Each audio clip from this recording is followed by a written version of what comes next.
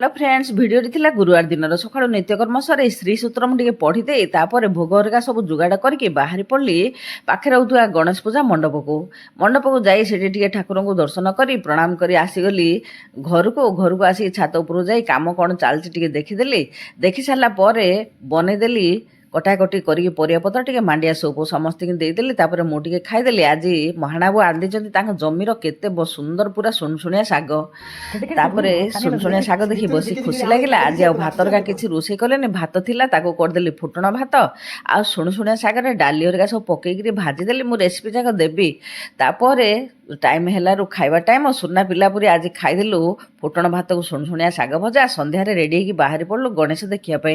एवं गाँव में सप्ताहे पर्यंत चलो गणेश पूजा पुओ जनक आमको निमंत्रण करते बापा माँ निहाती आसवे सबुबले सत्संग हम संध्यारे तापर खुशी रे आसीगलु घर को। आज रोची गुड नाइट।